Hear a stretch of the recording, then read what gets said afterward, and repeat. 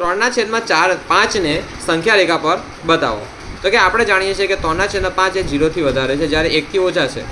3/5 હવે 5ના ઘડિયામાં 3 આવે ના આવે, તો આપણે શું કરીશું? અહીં પોઈન્ટ મૂકીશું, અહીં પોઈન્ટ મૂકીશું, અહીં પણ પોઈન્ટ આવે. પોઈન્ટની આગળ શૂન્ય. શું મૂકવાનું? શૂન્ય. હવે પોઈન્ટની પછી અહીં મૂક્યું, અહીં પણ મૂક્યું શૂન્ય. હવે 3ના ઘડિયામાં 30 આવે તો કે હા, સોરી 5ના ઘડિયામાં 30 આવે તો કે હા આવે. 5 છંગા 30, 5 છંગા 30. શું ગયું? શું જવાબ આવશે? 0.6. શું જવાબ આવશે? 0.6. બરાબર. પણ જો 5ના જ આવું હોય, આનું ઉલટું હોય, 5/3 તો જો 5/3 અથવા 5/3 તો 3 એકુ 3, 5માં 3 જાય તો 2. હવે અહીં ભાગ ના ચાલે, જો 3ના ઘડિયામાં 2 આવે ના આવે, તો ભાગ ના ચાલે તેનું અહીં પોઈન્ટ ને 0 લગાવો. આ શૂન્ય અહીં ઉતાર્યું નીચે, 3 છંગા 18. હવે અહીં 2, આ શૂન્ય ઉતાર્યું, 3 છંગા 18. ચાલ્યા જ કરે, 1.66 ચાલ્યા જ કરે આગળ. બરાબર છે, ચાલ્યા જ કરશે.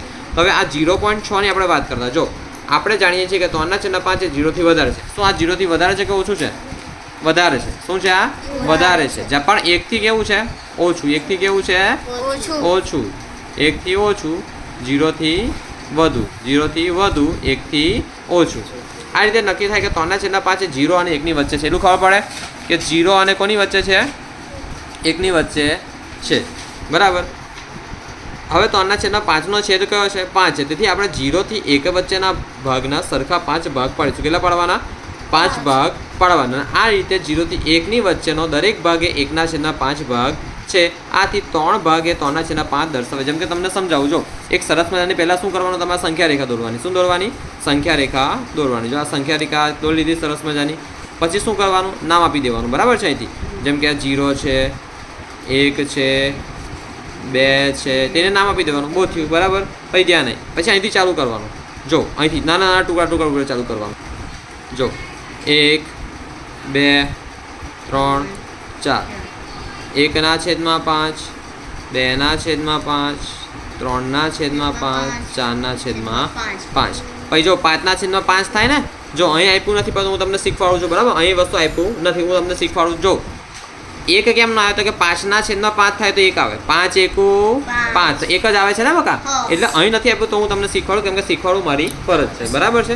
તો અહીં 1 આવ્યો. જો 1/5, 2/5, 3/5 અને 4/5. તો અહીં આગળ જો આપણે કયું બિંદુ, આપણે જો અહીંયા આગળ P દર્શાવી દઈએ. બરાબર. તો આ બિંદુ P શું દર્શાવે છે? 3/5. તમારે લખવાનું. પછી અહીં સંખ્યા રેખા પર બિંદુ P એ 3/5 અથવા 3/5 દર્શાવે છે. આટલું સમજ પડી? હા, ઓકે, વેલ ડન. દાખલો પૂરો.